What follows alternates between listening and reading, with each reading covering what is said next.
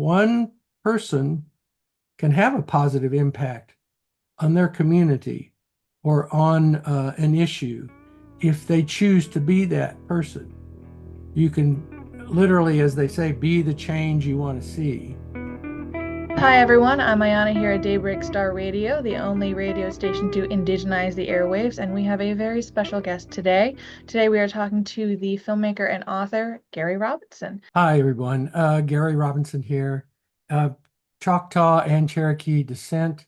I currently live in Santa Ynez, California, which is just over the mountain from Santa Barbara on the Chumash Reservation.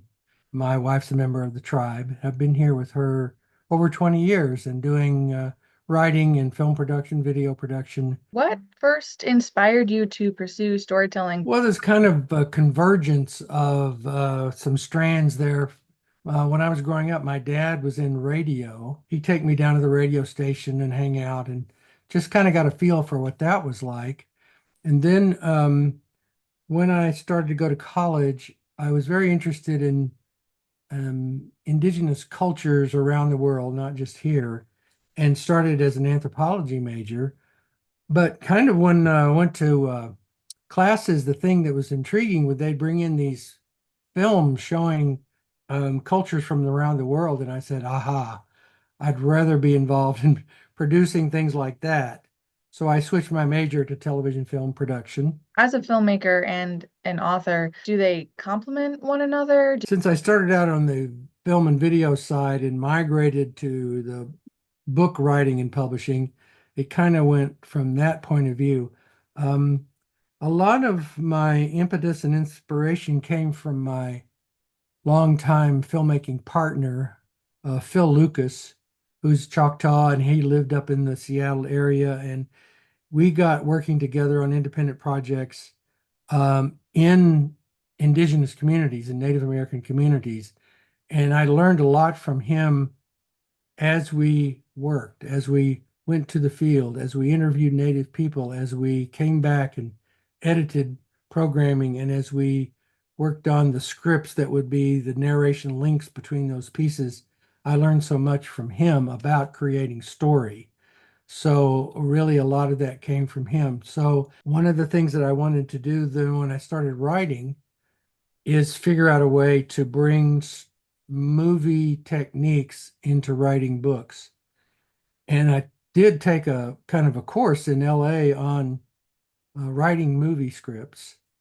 And then shortly right after that, I got asked to start writing these native teen novels. For good readers, you could read it in about 2 hours, which was the length of a movie. So that all translated very well. You think starting out in film affected your voice in writing books and sort of how you narrate in general? It taught me to think about creating visually. And I was able to apply it both in fiction and nonfiction work. So yeah, it had a big impact. If any of your books were to be adapted to a film, big screen, do you have one that would be your preference? The thing I just finished was the Thunderchild Prophecy series, which is a supernatural fantasy fiction thriller. It's kind of like I tell people it's a Native American Harry Potter, so it's a big, huge thing. I would love to see that, but that would be a monumental, expensive production. The five teen novels that I wrote are perfectly adapted for a lower budget movie, each and every one of them. Do you have a favorite genre? As a wonderful opportunity to have experimented in all those different genres, but having the same thread through them all, which is portraying Native peoples, cultures, histories, struggles, and accomplishments. So that's the strand that's common through them all. And then the fact that they can come out in those different ways is just, it's like actors, they like to play different kinds of roles. So that's the same thing for me. I like to see what these ideas are like as they flesh out in different genres. Did you always know that that's what you wanted to have at the center of all your work, or is that something that evolved over time? Well, actually, there was a time that I made a conscious decision to make the process of telling stories, whether they were on film and video or in print, about Native peoples, cultures, and histories is what I wanted my career to be about. Did you ever receive any pushback for being so determined to center Indigenous people and culture in your stories? Some people that were in these businesses weren't convinced that there was large enough audiences to support projects like this. And of course, we've all seen how that shifted now over the decades, where that has come to full force and is accepted. And then there's also more recently a newer concept within tribal communities that only a person from a certain tribal community should be writing about stories from that community. That idea did not exist when I started in the 1980s and 90s. There was no issue with that. I'm a Native person writing about Native stories, and that was good enough. My sense of it has always been that with my work, I look for where there's a need, and if it's something I feel like I could fulfill that need, then I launch into it. A basic understanding of the complexities of Native peoples and Native cultures. Because you still hear people talk about, oh, I want to learn the Indian language. I want to learn Native culture. Well, it's not just one monolithic set of languages, cultures, histories. It's all multifaceted and so many different individual cultures and histories that people should understand that. And then another aspect of particularly the teen novels, the contemporary teen novels, was the show that one person can have a positive impact on their community or on an issue if they choose to be that person. You can literally, as they say, be the change you want to see. So in some of those cases, those modern characters may write off their indigenous culture as irrelevant. And the point of all of those were to show there's very strong relevancy if you can open your eyes to the experience and see it and apply it and not be embarrassed by it, which some younger people sometimes are. With social media, so many people, not just young people, but people in America, they want to blend in and go with what's now, what's happening, what's the trend.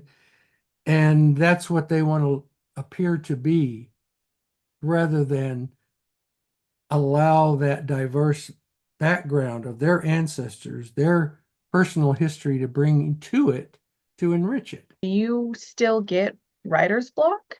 And if you do, or have you gotten it before, and how have you kind of worked through it? I'd say it happens at least once on every writing project. I've realized that the best way to approach it, because if I'm in it and I'm working and I'm driving and I'm, focused and trying and it's not happening, it took me a while to realize you just have to stop and let it go and put it aside and then give it time to percolate in your subconscious.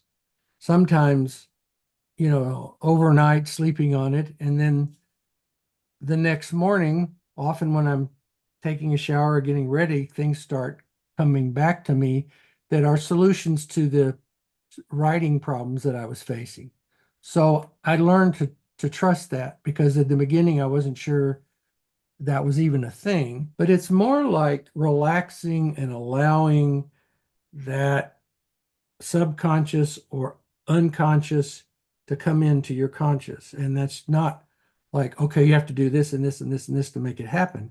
It's more just about releasing and letting go. Do you have any advice for Indigenous youth who want to become writers or artists or filmmakers? That over my life and career, I heard so many people saying, oh, yeah, I'm going to write this book. Oh, yeah, I'm going to do this. And they never do. They're going to get around to it. So you have to become self-disciplined enough to say, this is important to me. And X number of days a week, 3 days a week for 2 hours, I'm going to sit down and do this.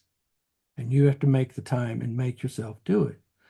When I was at the height of my time writing, I was 5 days a week, every morning, setting aside time to write. And unless you do that, you're not doing it. So that's the next thing. To become a writer, you have to write. I remember getting a DM from someone. She was from the Southwest. She wrote, "Man, you Northern Indians give too much away." Where I chose to pull the curtain over that window was different than the place that she would pull the curtain. That's a reason why representation